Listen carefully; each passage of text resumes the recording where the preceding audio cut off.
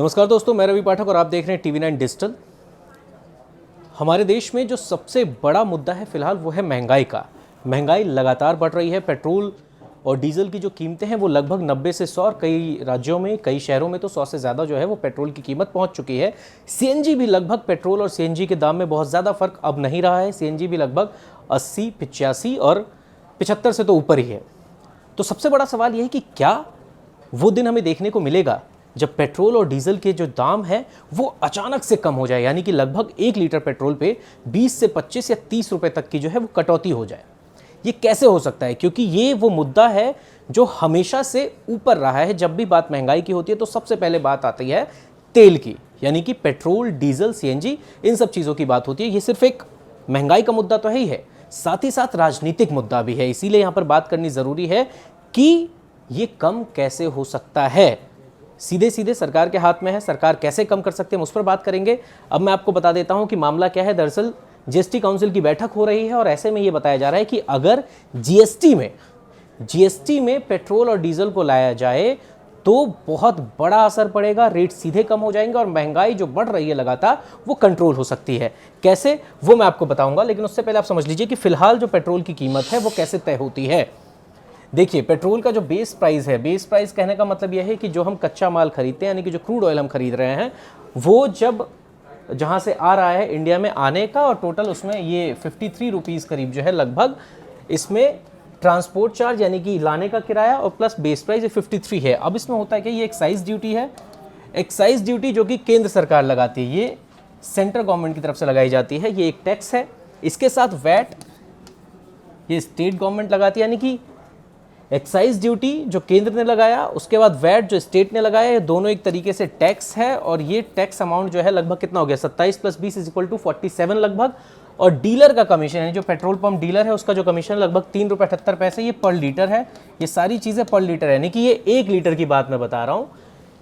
ये टोटल जब हम जोड़ देते हैं तो ये 100 का आंकड़ा पार हो जाता है। मैंने 100 इसलिए लिखा है क्योंकि कहीं कहीं पे ये 97 है तो कहीं कहीं पे 105 है। मैं एक बेसिक प्राइस बताने की कोशिश कर रहा हूँ। ये जो वैट है ये स्टेट वाइज वेरी करता है। अगर हम दिल्ली की बात करें तो दिल्ली में फिलहाल 20.44 है। वैसे अलग अलग स्टेट में कहीं पे ये 18 भी हो सकता है, कहीं पे ये 22 भी हो सकता है, एक अंदाजे के लिए लिया गया है। जो एक्साइज ड्यूटी है ये चूंकि सेंटर लगाती है, यानी कि पूरे देश में एक ही होगी। अब ये दोनों अमाउंट जो है ये अगर 47 करीब हो जा रहा है और बेस प्राइस आपका 53 है, तो देखा जाए तो आपको टैक्स कितना देना पड़ रहा है, लगभग आप 100% टैक्स दे रहे हैं। यानी कि अगर 50 रुपए की कोई चीज़ है तो उस पर 50 रुपए ही टैक्स दे रहे हैं, यानी कि ये चीज़ आपको दोगुनी रेट में मिल रही है। ये फिलहाल जिस तरीके से तय होता है ये वो है। अब सवाल ये है कि ये कम कैसे होगा, सस्ता कैसे हो सकता है, तो अब वो समझिए। सबसे पहले मैं आपको बता देता हूँ कि जीएसटी में लाने की बात की गई है, तो जीएसटी जो है उसके अंदर 4 स्लैब हैं। फिलहाल चर्चा ये हो रही है कि जो स्लैब हैं इनको भी बदला जा सकता है आने वाले दिनों में, लेकिन फिलहाल जो मौजूदा स्थिति है उसमें 4 स्लैब है, एक 5%, एक 12%, एक 18%, एक 28%। ये कैटेगरी वाइज इसको डिवाइड किया गया है। कैटेगरी इस तरीके से ली गई है कि जो बहुत ज़्यादा ज़रूरत का सामान है, जो रोज़मर्रा में हम इस्तेमाल करते हैं, उस पर कम टैक्स लगता है। खाने पीने की चीज़ें हैं, कुछ जो है वो एग्जेम्प्ट कैटेगरी है, उसमें क्या होता है कि उस पर बिल्कुल भी टैक्स नहीं लगता है, यानी कि 0% लगता है। वो भी एक कैटेगरी है। उसमें होता है जो खुला आइटम होता है, यानी कि जो पैक्ड नहीं होता है, वो जो खाने पीने की चीज़ें हैं उस पर टैक्स 0% है। उसके बाद 5% में होता है पैक्ड आइटम, खाने पीने की चीज़ें, उसके बाद 12% टैक्स उस पर लगता है। कुछ फूड आइटम्स है तो कुछ पहनने की चीज़ें हैं, ब्रांडेड कपड़े हैं।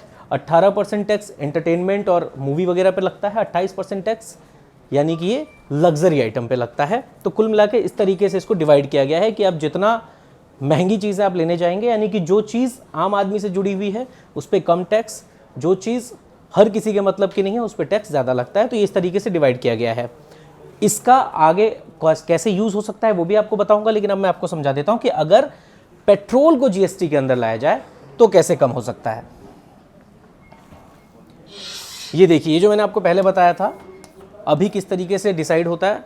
ये बेस प्राइस है, एक्साइज ड्यूटी जो कि सेंटर लगाती है, वैट जो कि स्टेट लगाता है। आपने देखा होगा जब आपको बिल मिलता है कहीं पे तो उस पर होता है CGST और SGST। ये फिलहाल यहाँ पर एप्लीकेबल नहीं है क्योंकि अभी जो नियम है इसमें एक्साइज है और वैट है, ये यहाँ पर एप्लीकेबल होगा। ये हम बात कर रहे हैं यहाँ पे। अगर ये GST में आ जाता है तो कैसे होगा वो आप समझिए। बेस प्राइस सेम रहेगा क्योंकि जो हम क्रूड ऑयल जो हम खरीद रहे हैं वो रेट सेम रहेगा, उसको लाने का किराया सेम होगा, यानी कि ये जो है ये सेम होगा। टैक्स जो है वो जब जीएसटी में आ जाएगा तो कैसे बदलेगा, देखिए जीएसटी के मैंने आपको 4 स्लैब बताए थे, 5, 12, 18 और 28। अब हम मान के चलते हैं कि जो मैक्सिमम वैल्यू है यानी कि जो 28% का जो टैक्स स्लैब है उसमें अगर इसको डाला जाता है, उसमें भी अगर डाला जाता है, देखिए डालने को किसी में भी हम डाल सकते हैं, डिपेंड करता है गवर्नमेंट किस हिसाब से सोचती है। हो सकता है कि उसके अंदर भी कैटेगरी बनाई जाए पेट्रोल के लिए, वो क्या कुछ होगा वो मैं आपको समझा देता हूं। लेकिन फिलहाल ये देखिए 28% अगर हम मैक्सिमम मान के चलें तो कितना होता है, बेस प्राइस 53 का 28% कितना होता है 15 रुपए, यानी 53 रुपए पे अगर आपको टैक्स देना पड़ता है जीएसटी के अकॉर्डिंग 28% के हिसाब से, तो 15 रुपए देने पड़ेंगे। 53 और 15 प्लस ये डीलर का कमीशन जो है वो 3 रुपए 78 पैसे, 53 15 लगभग 68 और ये 3 71, यानी कि 71 रुपए करीब जो है ये हो जाएगा आपका पेट्रोल।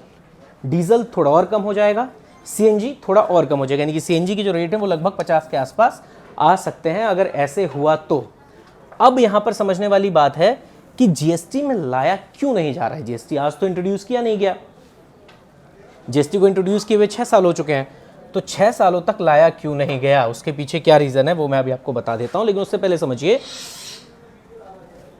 कि पीएम के आर्थिक सलाहकार परिषद में विवेक ओबरॉय जो चेयरमैन है, आर्थिक सलाहकार परिषद के चेयरमैन है पीएम के, उन्होंने ये कहा कि अगर जीएसटी में लाया जाता है पेट्रोल और डीजल को तो इससे बढ़ती महंगाई जो है वो कंट्रोल हो जाएगी। ये कहना इनका कुछ दिन पहले इन्होंने कहा था जब ये मीटिंग शुरू होने वाली थी जीएसटी काउंसिल की, उससे पहले। और इसी के बाद ये चर्चा शुरू हुई कि आखिर ऐसा हो सकता है तो क्या क्या संभावनाएं हैं, क्या वाकई जीएसटी में आ सकता है पेट्रोल डीजल। हालांकि चर्चा बहुत पहले से होती रही है, मांग भी होती रही है, लेकिन अब तक ऐसा हो नहीं पाया। लेकिन अब उम्मीद जताई जा रही कि शायद ऐसा हो सकता है, एक चर्चा है, एक संभावना है, ये इनका कहना था। अब तक क्यों नहीं होता आया है वो समझिए।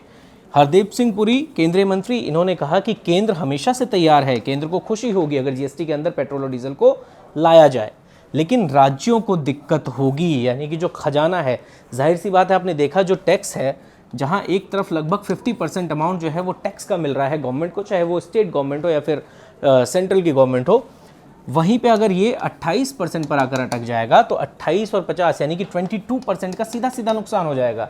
यानी अगर 1 लीटर पेट्रोल पे कहीं 50 रुपये मिल रहे हैं और उसके बाद यहाँ पर सिर्फ हमको मतलब गवर्नमेंट को 28 रुपये मिलने लगेंगे तो 22 रुपये का सीधा सीधा नुकसान हो जाएगा 1 लीटर पेट्रोल पे। यानी समझिए कि कितने लाख करोड़ का नुकसान नहीं कह सकते, यानी कि कमाई कम हो जाएगी।